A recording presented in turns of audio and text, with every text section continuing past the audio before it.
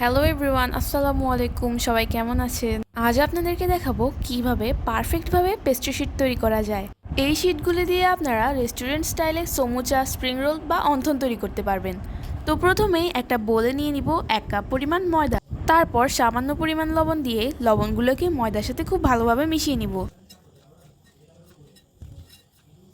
এবার এখানে half cup পরিমাণ পানি অল্প অল্প করে মিশাতে থাকবো। সবগুলো পানি কিন্তু একসাথে দেওয়া যাবে না, কারণ এখানে আমি একটা সফট ডো তৈরি করব।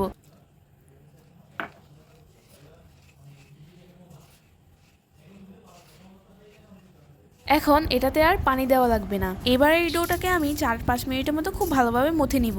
ডোটা খুব ভালোভাবে মথে নেওয়া হয়ে গেলে এটার উপরে হালকা একটু তেল মেখে নিব। এতে করে ডোটা যখন রেস্টে রাখবো তখন আর ড্রাই হয়ে যাবে না। এবার এই ডোটাকে ভেজা একটা কাপড় দিয়ে ঢেকে 10 থেকে 15 মিনিটের জন্য রেস্টে রেখে দিব। 15 মিনিট রেস্টে রাখার পর দেখুন ডোটা কতটা সফট হয়ে গেছে। এবার এটাকে আরও কিছুক্ষণ খুব ভালোভাবে মথে নিব। এবার এই ডোটাকে নিয়ে হাত দিয়ে এভাবে লম্বা করে নিব। এখন এটা থেকে ছোট ছোট কতগুলো লেচি কেটে নিব।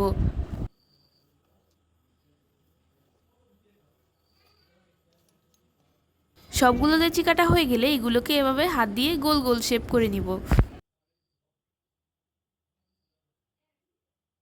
সবগুলো লেচি গোল করা হয়ে গেলে এবার এগুলোতে সামান্য একটু তেল মেখে নিব, যাতে করে একটার সাথে আরেকটা লেগে না যায়। এবার এখানে একে একে লেচিগুলো বেলে নিব।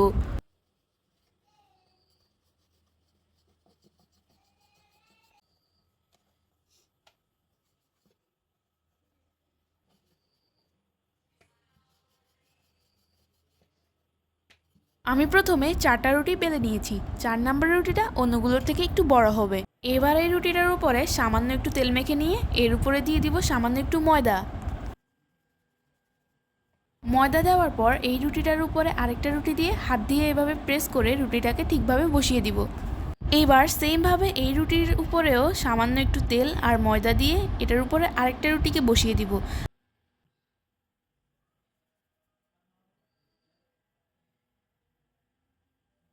একে একে সেমভাবে আমি এখানে 4টা রুটিকে একসাথে লাগিয়ে নিব।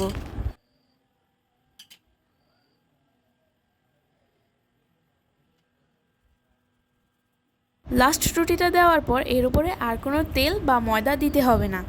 4টা রুটি একসাথে করে নেওয়ার পর প্রথমে হাত দিয়ে প্রেস করে রুটিটাকে ছড়িয়ে নিব। তারপরে এই রুটিটাকে পাতলা করে বেলে নিব।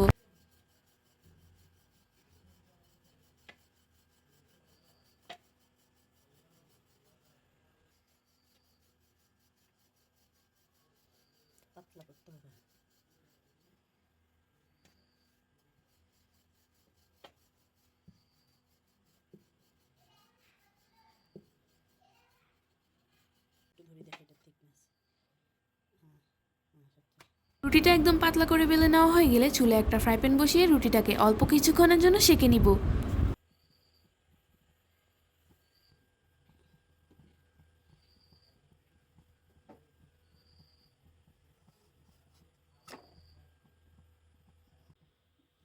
সামান্য কিছুক্ষণ উল্টে পাল্টে সেঁকে রুটিটাকে ফ্রাই প্যান থেকে তুলে নিব।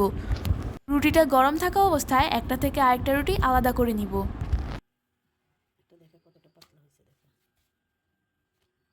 দেখুন এই রুটিটা কতটা পাতলা হয়েছে। এবার একে একে সবগুলো রুটিকে আলাদা করে নিব। রুটিটা কিন্তু একটা থেকে আরেকটা খুব সহজেই খুলে আসছে।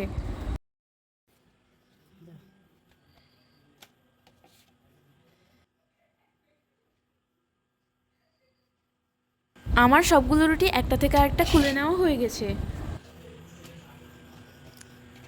এবার আমি সবগুলো রুটিকে একসাথে কেটে নিব। রুটিগুলো যেন সমান হয় সেজন্য একটা স্কেল ব্যবহার করেছি।